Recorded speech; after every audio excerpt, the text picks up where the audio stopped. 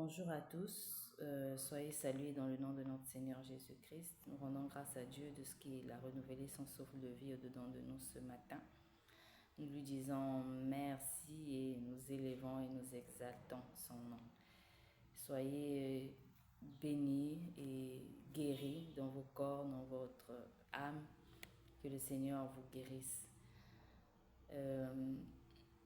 Ce matin, au travers de cette vidéo, je voudrais simplement partager une pensée que l'Esprit a déposée dans mon cœur. Et pour cela, je voudrais qu'on lise d'abord dans Éphésiens 5, versets 5 et 6. La Bible déclare, lisons au nom du Seigneur Jésus-Christ, « Car sachez-le bien, aucun impudique ou impur ou cupide, c'est-à-dire idolâtre, n'a d'héritage dans le royaume de Christ et de Dieu.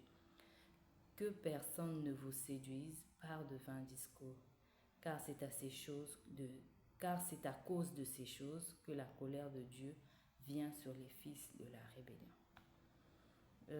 Très souvent, pour se fortifier lorsque nous traversons des épreuves et qu'on veut être béni par Dieu ou qu'on veut vivre un miracle, on dit l'Éternel est le même hier, aujourd'hui et éternellement.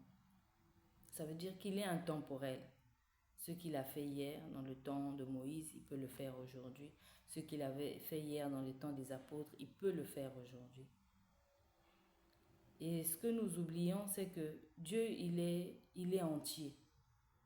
S'il est intemporel dans sa manière d'agir, il l'est aussi dans sa parole. Ça veut dire que la parole de Dieu ne change pas. Elle est la même dans son essence, dans l'interprétation, dans la compréhension que seul l'Esprit Saint peut nous donner d'ailleurs. Que ce soit hier, que ce soit aujourd'hui, que ce soit demain, la parole de Dieu ne change pas. Mais qu'est-ce qu'on remarque aujourd'hui, c'est qu'au nom du modernisme, au nom de l'évolution, au nom de la liberté, au nom de nos désirs, de nos passions, on veut donner à la parole de Dieu un sens et une interprétation qu'elle n'a pas. Parce qu'on veut qu'elle rentre dans une certaine manière de faire des hommes aujourd'hui. Ce n'est pas à la parole de Dieu de se conformer à nous, mais c'est à nous de se conformer à cette parole-là. Je lis la parole et je me conforme à cette parole. Si je remarque que ce que je fais est contraire à la parole de Dieu, je dois me conformer. C'est pas que ce que je fais, je sais que c'est mauvais, je commence à chercher dans la parole de Dieu une parole ou encore, je sais pas, une explication pour pouvoir, comment dirais-je ça, pour pouvoir donner un sens à ce que je fais de mal, pour pouvoir donner une raison à ce que je fais. Non, on doit se conformer à la parole de Dieu. L'Éternel, il est le même hier, aujourd'hui et éternellement, dans sa manière de nous bénir, dans sa manière d'accomplir des miracles. Il est aussi au travers de sa parole. La Bible nous déclare que l'Éternel se met sous sa parole pour l'accomplir. Sous sa parole pour l'accomplir. Donc, il n'y a pas de demi-mesure où on doit choisir certains aspects de la Bible qui nous arrangent, c'est bon, et celles qui ne nous arrangent pas, on veut lui donner un sens qui va rentrer dans ce que nous faisons. Non. Il n'y a pas à dire que non, le monde a évolué, Dieu, il comprend. Il n'y a pas de monde, il n'y a pas d'évolution dans la parole de Dieu. La parole de Dieu ne change pas, elle est intemporelle. Il n'y a pas d'évolution.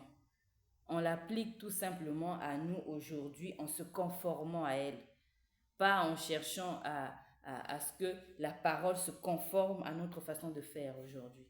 Non. C'est à nous de nous conformer à la parole de Dieu. Donc je voudrais vraiment nous exhorter, comme la Bible dit, à ne pas se laisser dominer par le siècle présent, à ne pas se conformer au siècle présent, mais à vraiment désirer être renouvelé, être transformé par le renouvellement de l'intelligence et vraiment discerner la volonté de Dieu, ce qui est bon, agréable et parfait, et agir conformément à cette parole-là. Agir conformément à ce que la Bible nous dit. Vraiment, méditons la parole de Dieu, demandons au Saint-Esprit de nous parler au travers de cette parole lorsque nous la lisons. Et j'en suis sûre que si on se laisse transformer par le Saint-Esprit, il va réellement nous transformer. Si on se laisse transformer par cette parole, excusez-moi, le Saint-Esprit va vraiment utiliser cette parole dans notre vie pour nous transformer. Si nous le désirons réellement, si nous le désirons de tout notre cœur, le Saint-Esprit va se servir de la parole que nous lisons et auquel nous mettons notre foi. Le Saint-Esprit va l'utiliser et il va nous transformer. Il va nous changer. Quitte à nous de nous laisser faire. Voilà, c'est ce que je voulais dire.